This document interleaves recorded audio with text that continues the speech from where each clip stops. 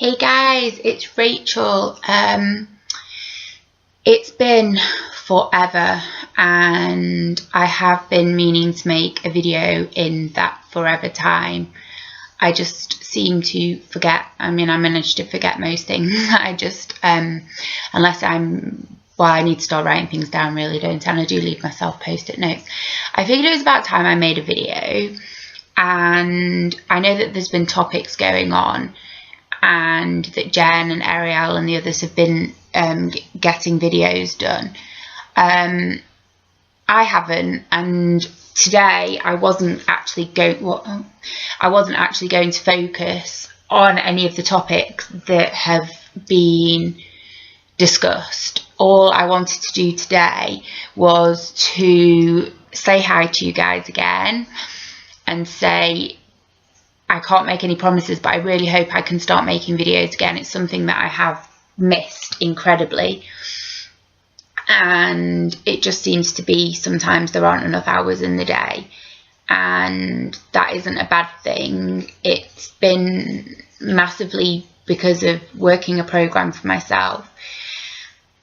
Some of you may not follow me on my page on Facebook for my writing. I tend to keep relatively up to date with you who are on there, and trying to sort of make those public posts as and when I can with regards to what feels comfortable being shared, and also with, you know, the things that are going on in my life, which for the most part are incredibly positive. And I guess that the making videos part is something very close to my heart, and what I have been finding is that restarting this sort of spiritual way of life is that I'm having to find time in the morning and time in the evening to do my meditation and to think about those differences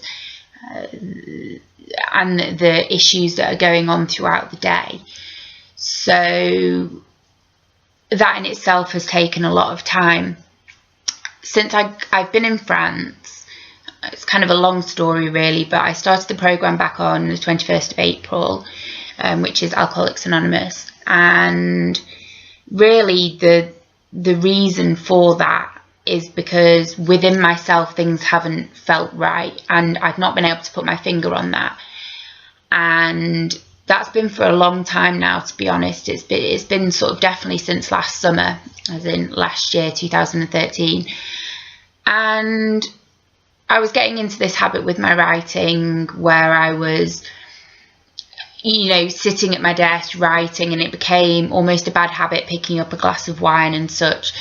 And it just became what I was doing on a daily basis, and it became something that was just progressing. It was just getting worse, to be honest, and people around me were picking me up on it, and I didn't really think that much of it. And it wasn't until physically I started to struggle. I was struggling physically, and I didn't really want to admit that to myself. And I just kind of thought to myself, well, physically you're not feeling particularly well all the time. You're waking up not feeling great. My sleep has been horrendous, and after not correctly taking my medication last year, some of that was my fault. Other reasons were because I thought medication was having a negative certain side effects on me, and it wasn't that they were having those side effects on me, it's that my lithium levels were toxic, and how I might have said before now that I'm now off the lithium. Anyway, back to that is that my mood just hadn't been right, and even going away, as much as a peaceful and spiritual experience that had been, going to Bali and to Singapore and then going to New York, things, even with the book coming out, even with so many positive things happening, something just wasn't right. My mood just wasn't right. And I just thought, I need help, and I didn't know where to turn for that help. I didn't know what the hell to do. And the only behaviour that I'd been using, if we want to call it that, is my drinking, and to an extent over-medicating again, because I wasn't sleeping, because my mood wasn't right. And I was trying to fix something that, while I'm still drinking and certainly getting to the amounts that I was drinking and, you know, over-medicating, I was never going to fix. It wasn't just going to go away. And despite all these amazing things happening in my life, I still wasn't happy. I wasn't. And I can now reflect on some of the things. On Sunday, tomorrow, is going to be a year since I lost Isla to suicide. And it's also my goddaughter's 11th birthday, and I don't know where that has come from, but yeah. And you know, that's really where my using drinking became a problem for me. And I'm not going to sit here and label myself as an alcoholic or not an alcoholic or what have you. I think the reality of the situation is that I'm somebody with mental health problems who throughout her life has used coping behaviours, and one of those has been drinking. And I've always drank in a negative way in the past. I have had periods when I've not, of course, and I'm not going to sit here and say yes, I'm an alcoholic. You know, I have an addictive personality. I use quite addictive and destructive means of coping, and alcohol was becoming one of them. It's as simple as that. And I didn't need it to get any worse than it was for that to wake me up, as it were. So I went to my first meeting. I managed to stay sober till the 7th of May, so from the 21st of April. It wasn't very long. It was a real awakening, and it was very, very difficult, and I drank on it. And from the 8th of May, I've now been sober. So I've done my 3 months, got my 3-month chip, and today is 100, well, when I put my head on the pillow tonight, it'll be 101 days.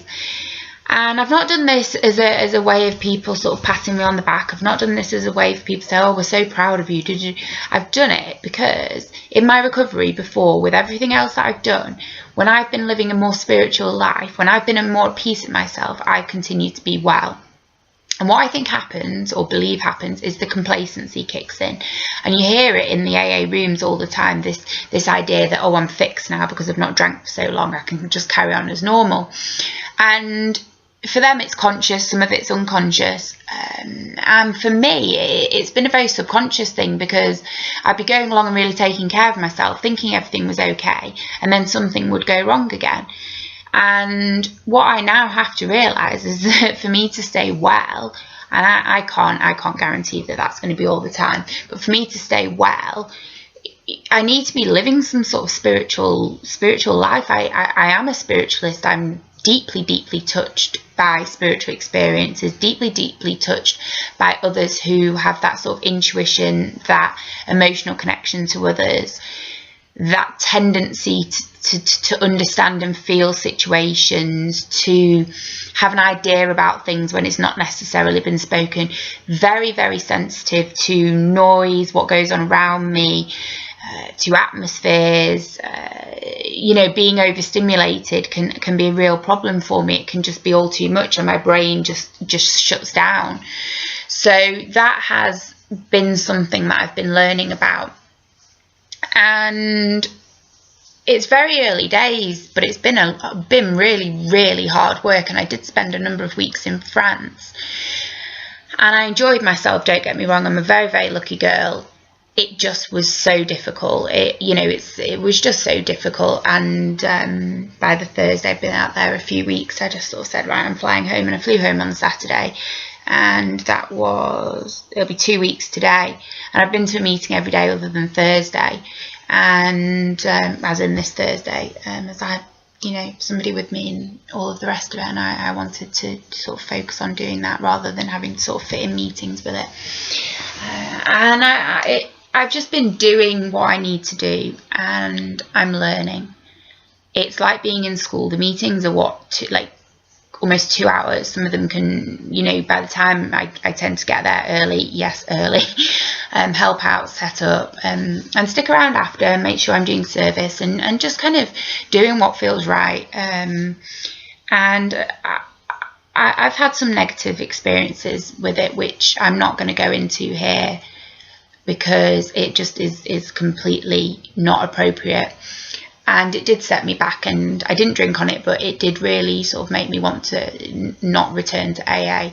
And since returning, I've really noticed the changes in myself, and other people have. And that's kind of where I'm at right now. And it's a working program, and that's all I'm trying to do is work it the best I can. And I'm up to step 4, and I don't have a spot. I did get a sponsor very early on. I don't anymore. And I'm working very closely with somebody and I'm not being sponsored or taken through anything as of yet, but I am going to book studies where we go through the big book. I am doing my step meetings, I'm doing my general shares, I'm doing my meditation, which my meditation group is my whole life, which is on a Monday. And I'm really just trying to practice a way of living that is best for myself and obviously for those around me, because how I am impacts those around me. And I'm feeling good, I am, and other than a few days, you know, my mood's not been depressed, I've not been high particularly. I mean, my mood obviously is always fluctuates, it's the nature of myself, and I'm just learning about myself.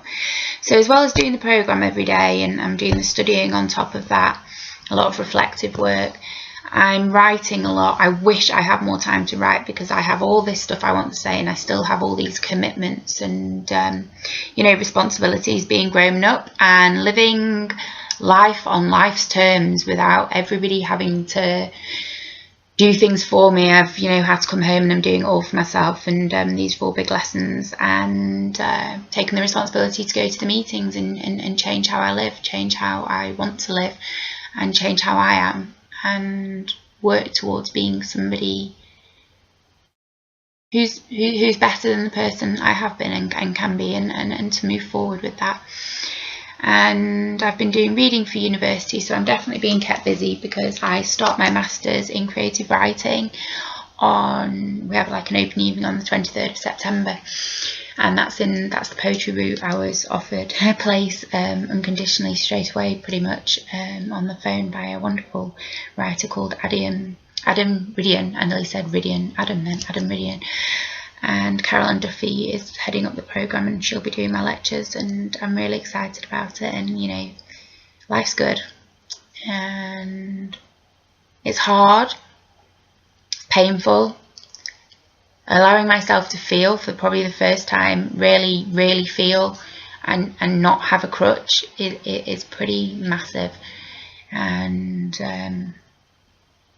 it's a nice way to live.